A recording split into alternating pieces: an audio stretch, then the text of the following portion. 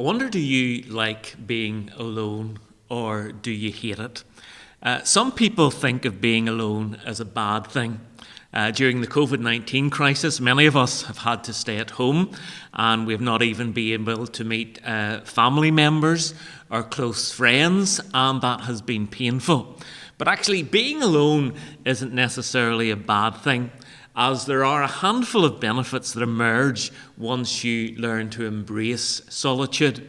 And please don't get me wrong, I'm not advocating to become like Tom Hanks in Castaway, because no one can argue against the benefits and the joy that come from fulfilling relationships with other people.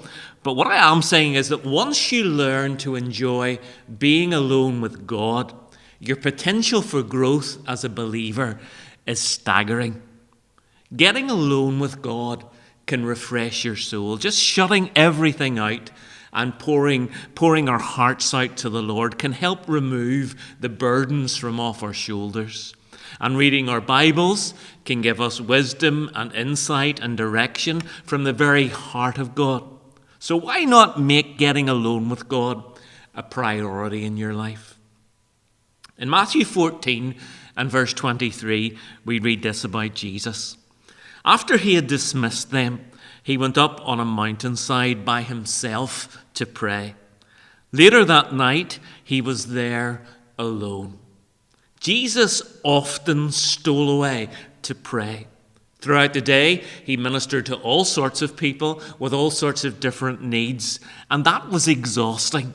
And on top of this, so often his disciples tried his patience to the extreme, questioning his teaching and just completely getting the wrong end of the stick.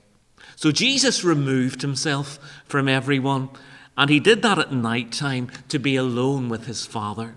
When everyone else was lying sleeping, Jesus would go off and he would spend a number of hours in prayer to be recharged for what awaited him the following day. Martin Luther is once quoted as saying, "I have so much to do that I should spend the first 3 hours in prayer."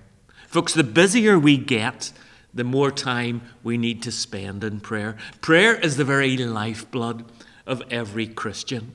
It's where we get our energy to serve. It's where we go and pour our heart out to someone who understands us and who will listen to us without judging us.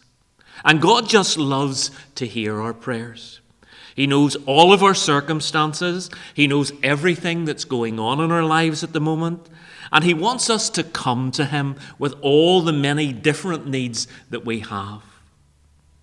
Now, if you struggle with your prayer life, let me encourage you today to start small and simple. To write down your prayers on a little piece of paper and just ask the Lord to take care of them. To save that list and maybe look back on it again 30 days further down the line. And just see how many of those requests the Lord has answered for you. And you know something? You will be absolutely shocked and amazed at just how faithful God has been to you. So why not make getting alone with God a priority in your life? May God continue to bless you and keep you safe.